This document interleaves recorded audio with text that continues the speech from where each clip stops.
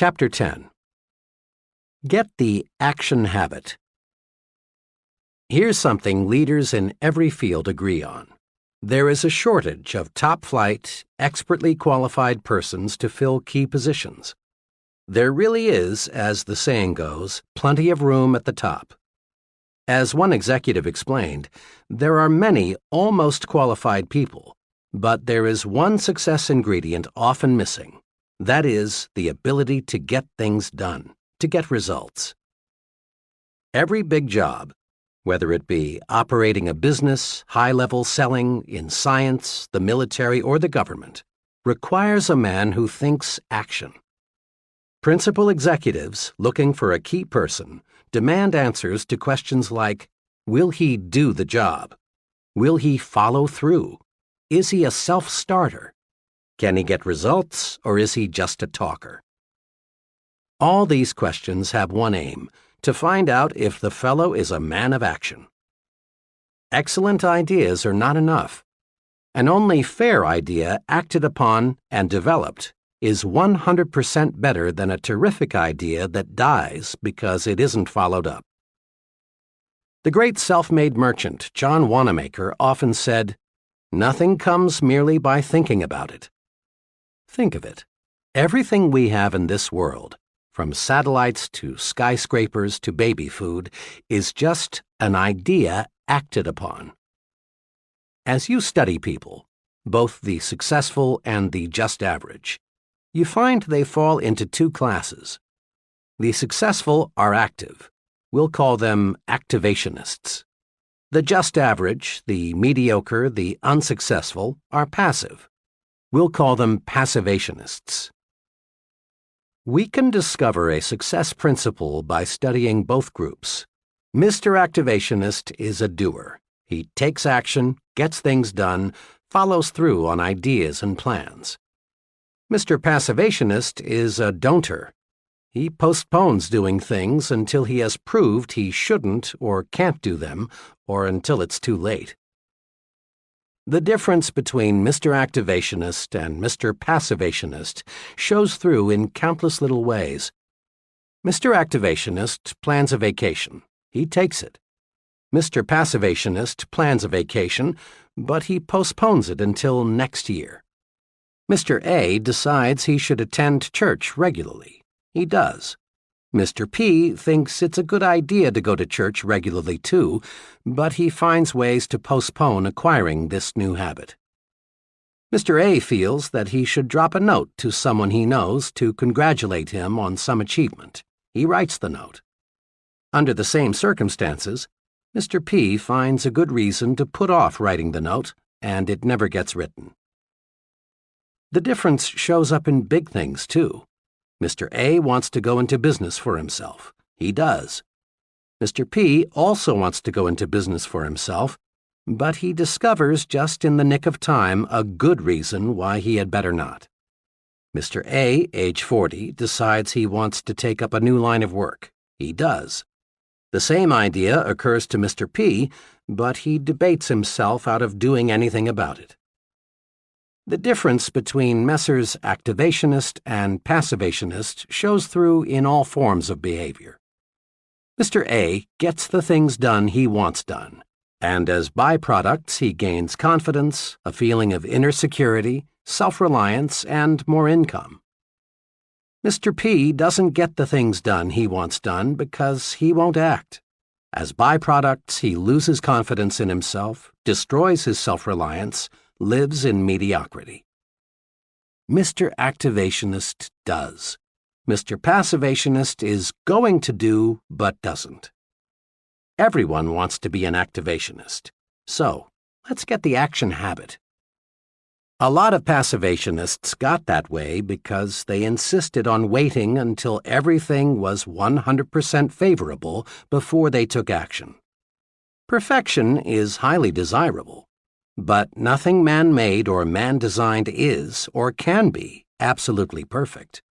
So to wait for the perfect set of conditions is to wait forever. Here are 3 case histories that show how 3 persons reacted to conditions. Case number 1. Why GN hasn't married. Mr. GN is now in his late 30s, is well-educated, works as an accountant, and lives alone in Chicago. GN's big desire is to get married. He wants love, companionship, a home, children, the works. GN has been close to marriage. Once he was only one day away. But each time he has been near marriage, he discovers something wrong with the girl he's about to marry. Just in time before I made an awful mistake. One instance stands out. 2 years ago, GN thought he finally had met just the right girl. She was attractive, pleasant, intelligent. But GN had to be absolutely sure that marriage was the right thing. As they were discussing marriage plans one evening, the future Mrs. GN made a few remarks that bothered GN. So, to make certain he was marrying the right girl, GN drew up a 4-page document of stipulations she was to agree to before they got married. The document, neatly typed and looking very legal, covered every segment of living GN could think of. There was one section on religion, what church they would go to, how often they would attend, how much they would donate. Another section covered children, how many and when. In detail, GN outlined the kind of friends they would have, his future wife's employment status, where they would live, how their income would be spent. To finish the document, GN devoted half a page to listing specific habits the girl must break or must acquire. This covered such habits as smoking, drinking, makeup, entertainment, and so on. When GN's prospective bride reviewed his ultimatum, she did what you would expect. She sent it back with a note saying, "The usual marriage clause, for better or for worse, is good enough for everyone else, and it's good enough for me. The whole thing is off." As GN was relating his experience to me, he said worriedly, "Now what was so wrong in writing out this agreement? After all, marriage is a big step. You can't be too careful." But GN was wrong. You can be too careful, too cautious, not only in planning a marriage, but in planning anything in the world where things get done. The standards can be too high. GN's approach to marriage was very much like his approach to his work, his savings, his friendships, everything else.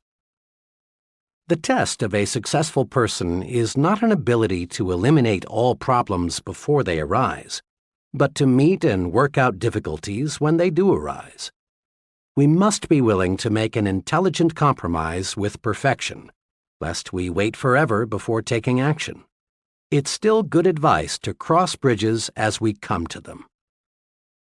Case number 2. Why JM lives in a new home. In every big decision, the mind battles with itself, to act or not to act, to do or not to do.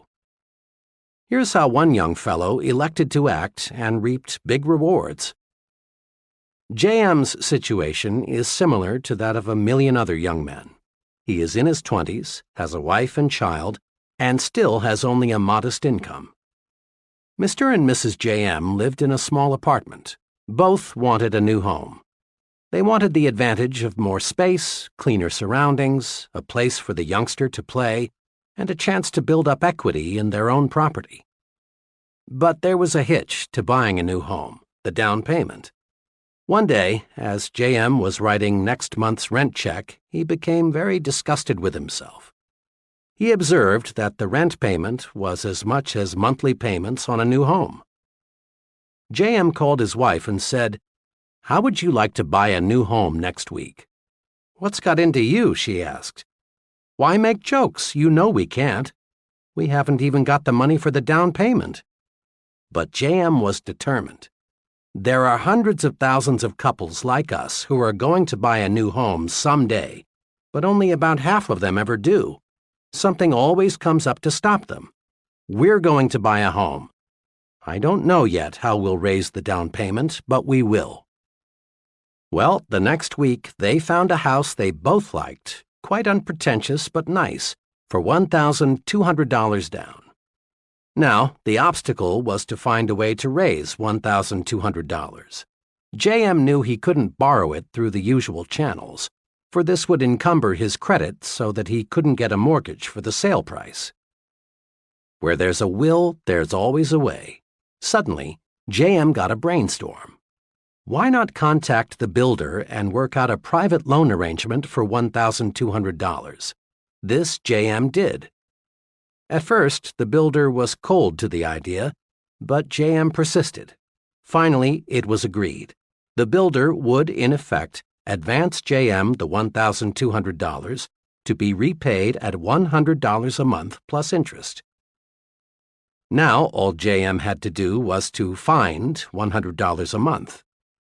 Mr. and Mrs. JM sharpened their pencils and figured out a way to cut expenditures $25 a month. But that still left $75, which JM would have to raise each month. Then JM got another idea. The next morning, he went in to see his boss. He explained to his employer what he was doing. His boss was glad to learn that JM was going to buy a new home. Then JM said, "Look, Mr. T, to work this deal out, I've got to earn at least $75 more each month. Now, I know," JM continued, "you'll give me a raise when you feel that I deserve it. What I want now is just a chance to earn more money. There are some things around here that could best be done on weekends. Will you make it possible for me to work then?" The employer was impressed with JM's sincerity and ambition. He proposed a way for JM to work 10 extra hours each weekend, and Mr. and Mrs. JM moved into their new home. 1.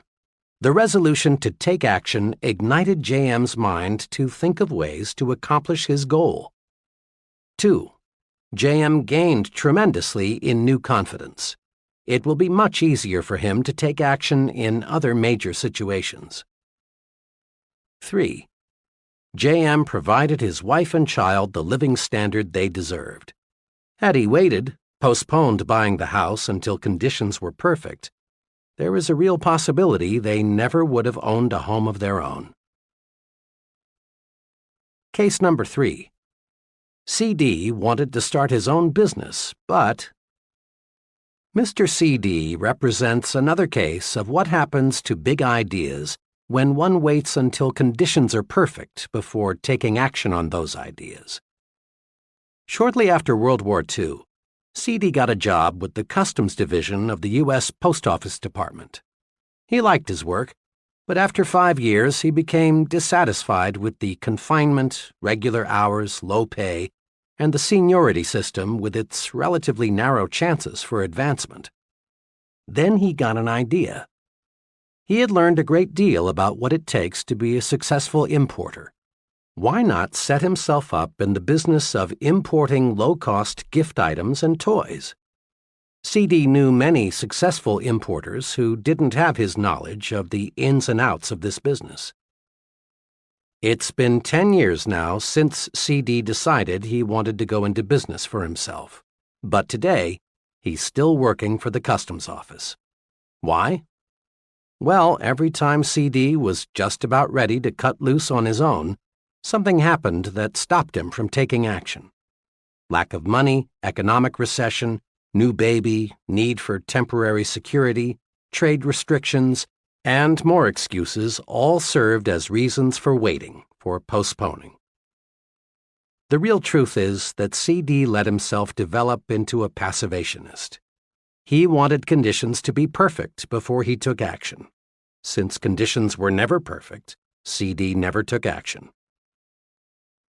Here are 2 things to do to help you avoid the costly mistake of waiting until conditions are perfect before you act. 1.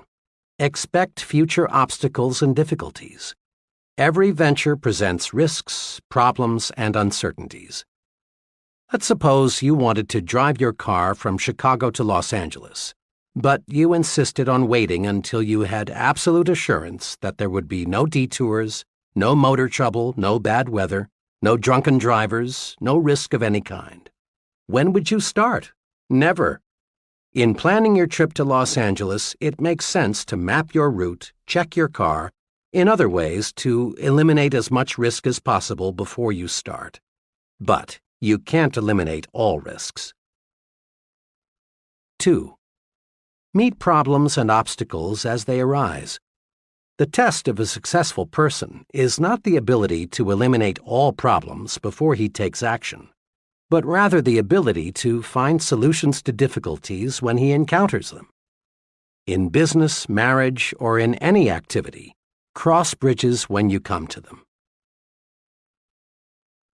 We can't buy an insurance policy against all problems. Make up your mind to do something about your ideas. 5 or 6 years ago, a very capable professor told me of his plans for writing a book, a biography of a controversial personality of a few decades ago. His ideas were more than interesting. They were alive, fascinating. The professor knew what he wanted to say, and he had the skill and energy to say it. The project was destined to reward him with much inner satisfaction, prestige, and money. Last spring, I saw my friend again, and I innocently asked him whether the book was about finished. This was a blunder. It opened up an old wound. No, he hadn't written the book. He struggled with himself for a moment, as if he were debating with himself whether to explain why. Finally, he explained that he had been too busy. He had more responsibilities and just couldn't get to it. In reality, what the professor had done was to bury the idea deep in his mental graveyard. He let his mind grow negative thoughts. He visualized the tremendous work and sacrifices that would be involved. He saw all sorts of reasons why the project would fail. Ideas are important. Let's make no mistake about that. We must have ideas to create and improve anything. Success shuns the man who lacks ideas. But let's make no mistakes about this point either. Ideas in themselves are not enough. That idea for getting more business, for simplifying work procedures, is of value only when it is acted upon. Every day, thousands of people bury good ideas because they are afraid to act on them. And afterward, the ghosts of those ideas come back to haunt them. Put these 2 thoughts deep in your mind. First, give your ideas value by acting on them. Regardless of how good the idea, unless you do something with it, you gain nothing. Second, act on your ideas and gain mind tranquility. Someone once said that the saddest words of tongue or pen are these: "It might have been."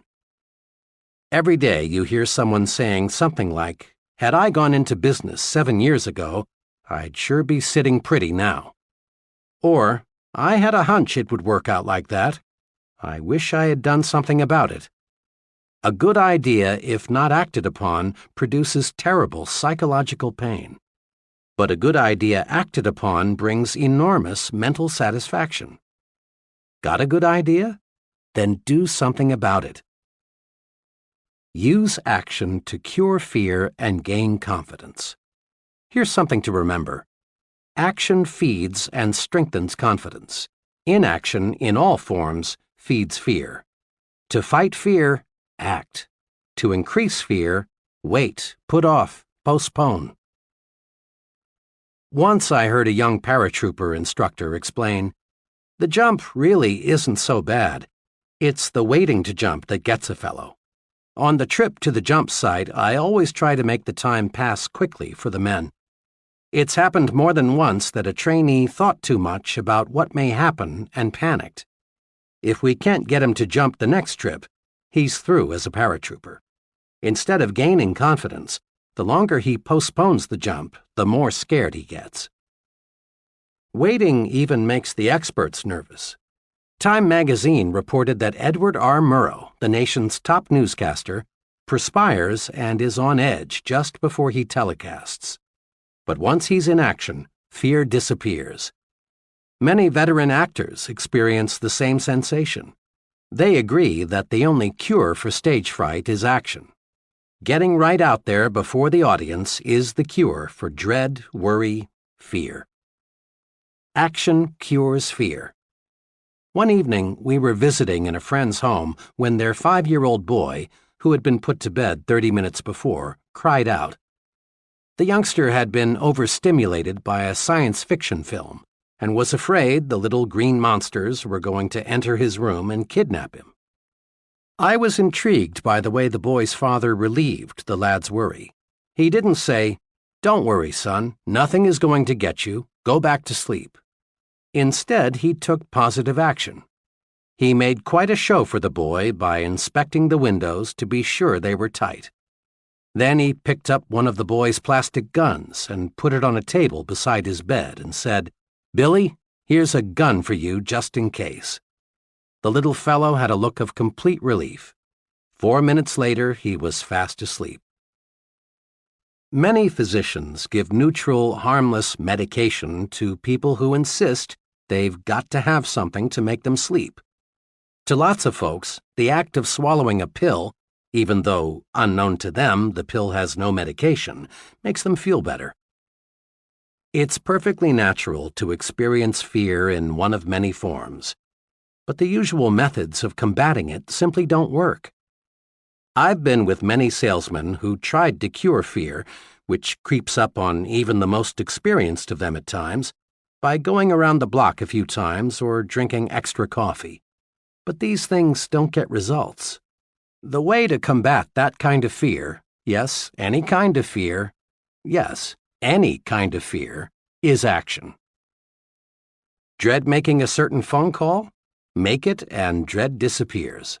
Put it off, and it will get harder and harder to make. Dread going to a doctor for a checkup? Go and your worry vanishes. Chances are nothing serious is wrong with you, and if there is, you know where you stand. Put off that checkup, and you feed your fear until it may grow so strong that you actually are sick. Dread discussing a problem with your superior? Discuss it and discover how those worries are conquered. Build confidence. Destroy fear through action. Start your mental engine mechanically. An aspiring young writer who wasn't experiencing success made this confession. "My trouble is, whole days and weeks pass that I can't get a thing written." "You see," he remarked, "writing is creative. You've got to be inspired. Your spirit must move you."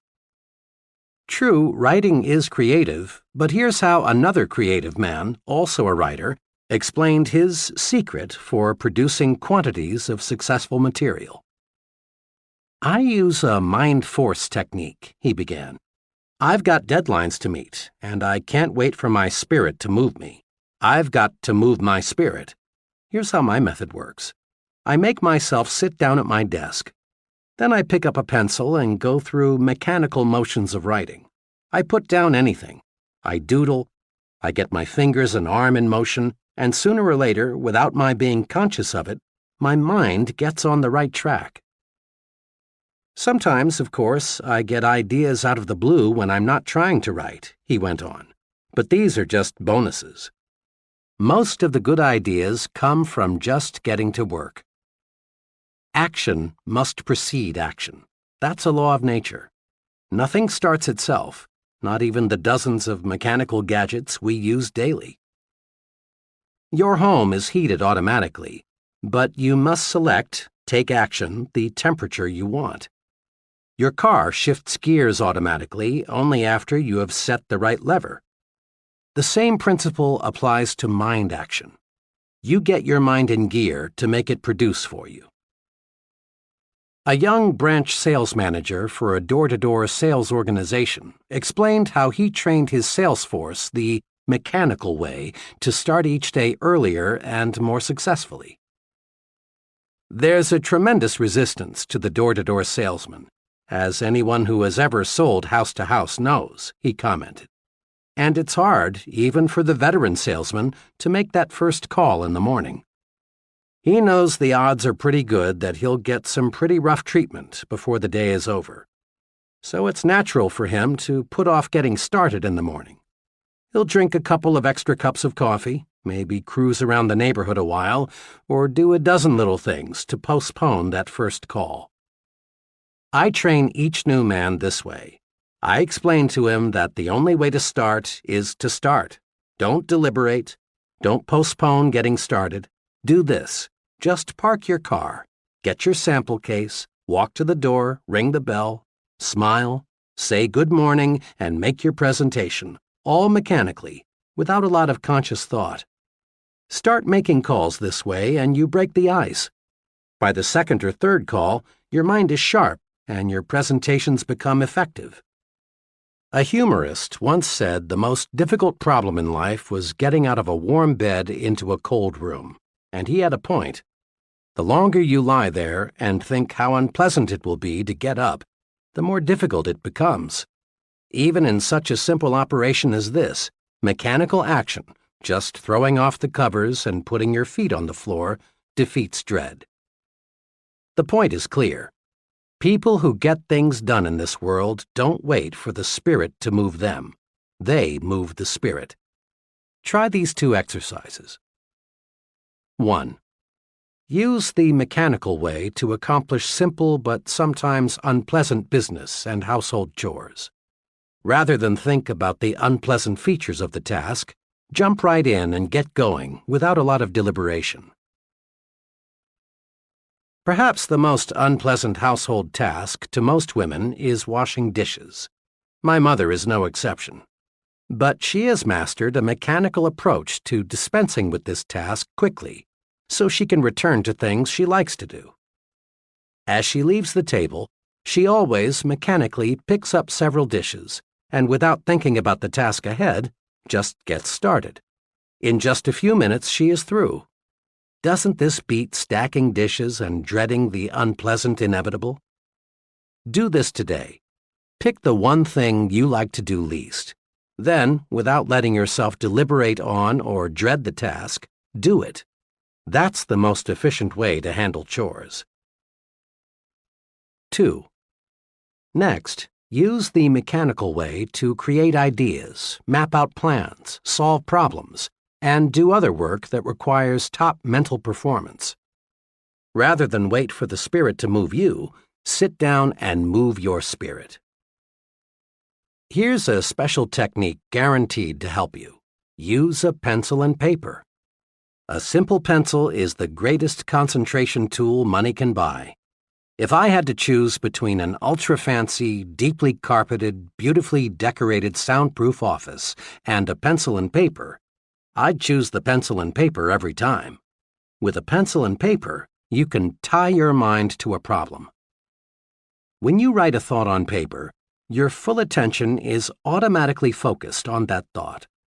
That's because the mind is not designed to think one thought and write another at the same time. When you write on paper, you write on your mind, too. Tests prove conclusively that you remember something much longer and much more exactly if you write the thought on paper. And once you master the pencil and paper technique for concentration, you can think in noisy or other distracting situations. When you want to think, start writing or doodling or diagramming. It's an excellent way to move your spirit. Now is the magic word of success. Tomorrow, next week, later, sometime, someday, often as not are synonyms for the failure word, never. Lots of good dreams never come true because we say, I'll start someday, when we should say, I'll start now, right now. Take one example, saving money. Just about everybody agrees that saving money is a good idea. But just because it's a good idea doesn't mean many folks follow an organized savings and investment program. Many people have intentions to save, but only relatively few act on these intentions. Here's how one young couple got into gear with a regular wealth accumulation program. Bill's take-home income was $1,000 a month, but he and his wife Janet spent $1,000 each month too. Both wanted to save, but there were always reasons why they felt they couldn't begin. For years, they had promised themselves, we'll start when we get a raise, when we've caught up with our installments, when we're over the hump, next month, next year. Finally, Janet got disgusted with their failure to save. She said to Bill, "Look, do we want to save or don't we?" He replied, "Of course we do. But you know as well as I, we can't put aside anything now." But for once, Janet was in a do-or-die mood. "We've been telling ourselves for years we're going to start a savings program. We don't save because we think we can't. Now let's start thinking we can. I saw an ad today that shows if we'd save just $100 a month, in 15 years, we'd have $18,000 plus $6,600 accumulated interest." The ad also said it's easier to spend what's left over after savings than it is to save what's left over after spending. If you're game, let's start with 10% of your pay and let's save off the top. We may eat crackers and milk before the month's up, but if we have to, we will. Bill and Janet were cramped for a few months, but soon they were adjusted to their new budget. Now they feel it's just as much fun to spend money on savings as it is to spend it on something else. Want to write a note to a friend? Do it now. Got an idea you think would help your business? Present it now. Live the advice of Benjamin Franklin. Don't put off until tomorrow what you can do today. Remember, thinking in terms of now gets things accomplished. But thinking in terms of someday or sometime usually means failure. One day, I stopped in to see an old business friend. She had just returned from a conference with several of her executives. The moment I looked at her, I could tell there was something she wanted to get off her chest. She had the look of a woman who had suffered real disappointment. "You know," she said, "I called that conference this morning because I wanted some help on a proposed policy change. But what kind of help did I get? I had 6 men in there, and only one of them had anything to contribute. 2 others talked, but what they said was just an echo of what I had said. It was like talking with a bunch of vegetables. I confess it's hard for me to find out what those fellows think." "Really," she went on, "you'd think those fellows would speak up and let me know what they think. After all, it directly affects each of them."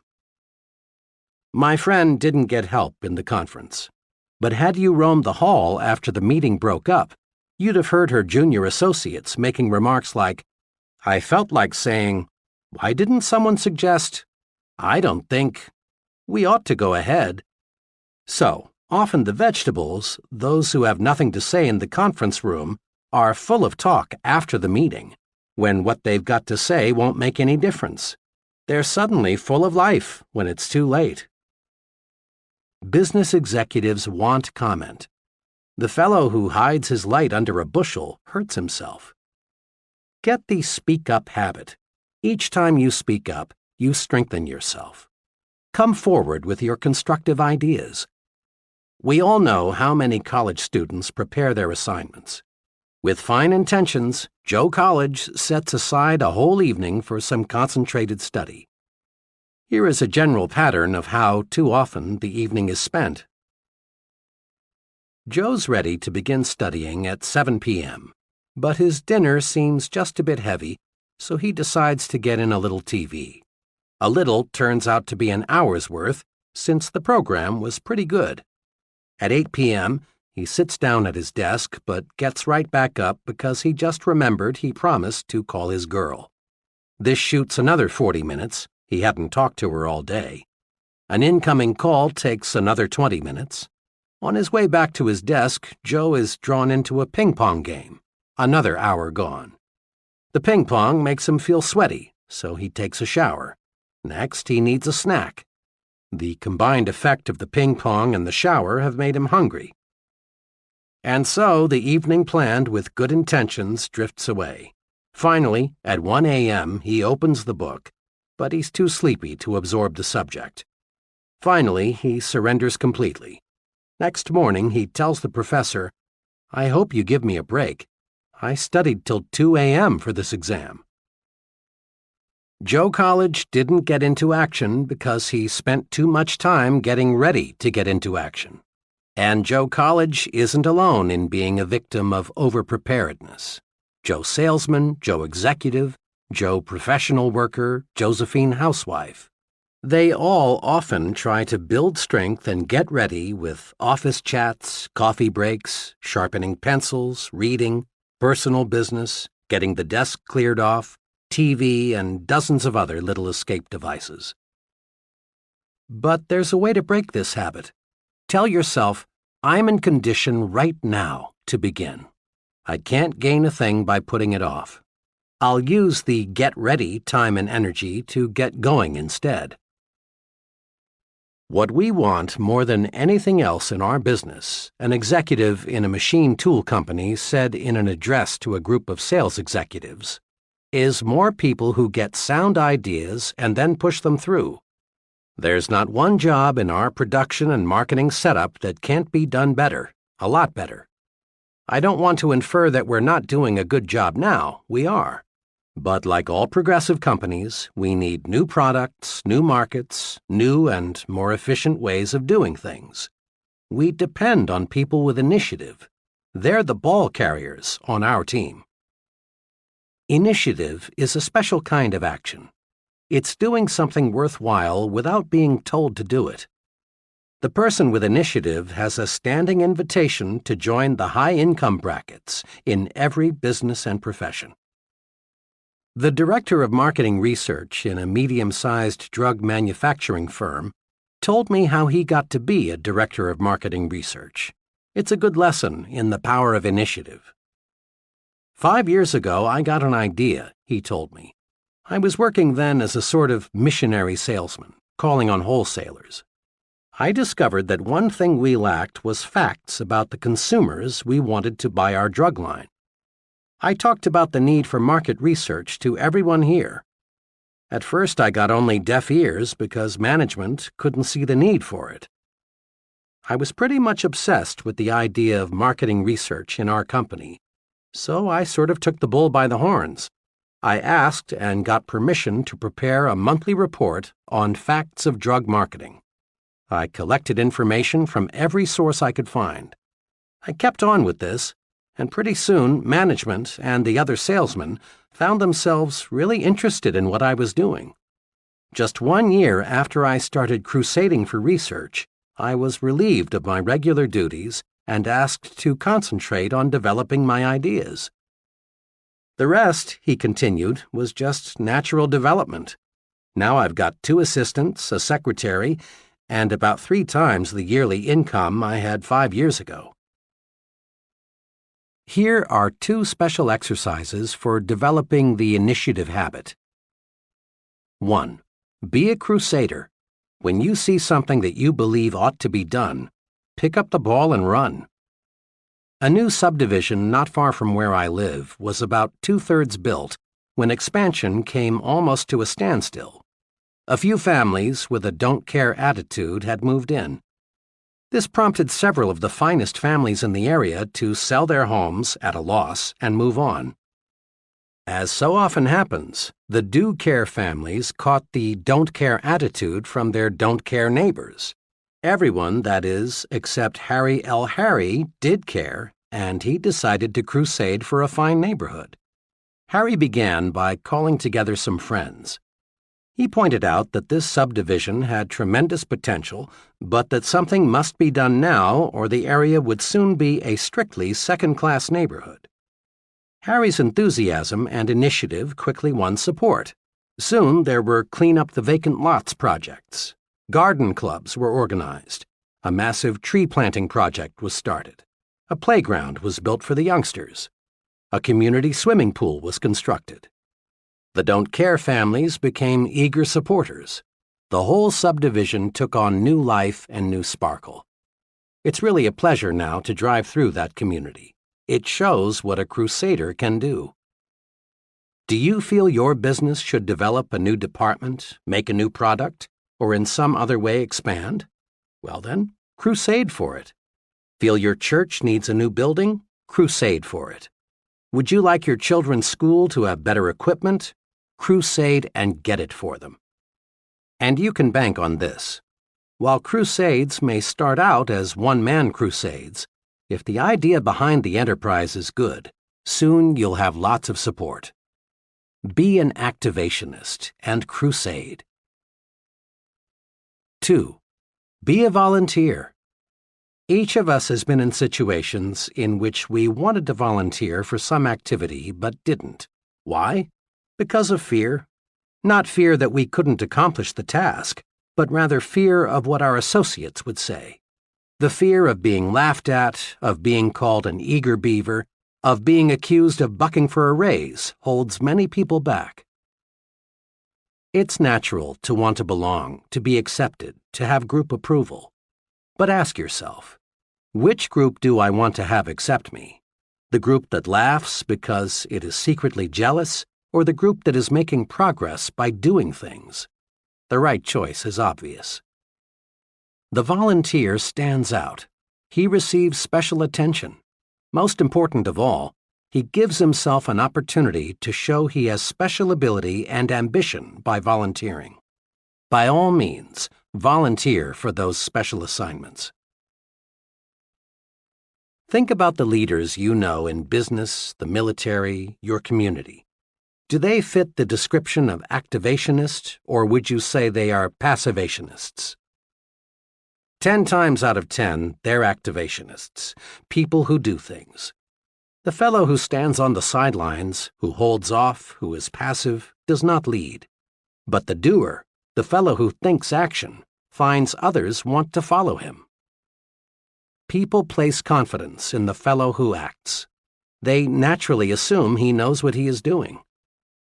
I've never heard anyone complimented and praised because he doesn't disturb anyone, he doesn't take action, or he waits until he's told what to do.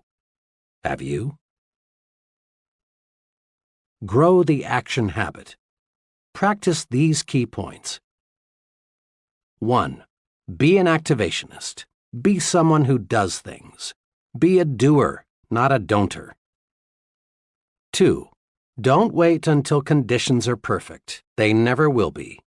Expect future obstacles and difficulties and solve them as they arise. 3. Remember, ideas alone won't bring success. Ideas have value only when you act upon them. 4. Use action to cure fear and gain confidence. Do what you fear, and fear disappears. Just try it and see. 5. Start your mental engine mechanically. Don't wait for the spirit to move you. Take action, dig in, and you move the spirit. 6. Think in terms of now. Tomorrow, next week, later, and similar words often are synonymous with the failure word never. Be an I'm starting right now kind of person. 7. Get down to business, pronto. Don't waste time getting ready to act. Start acting instead. 8. Seize the initiative. Be a crusader. Pick up the ball and run. Be a volunteer. Show that you have ability and ambition to do. Get in gear and go.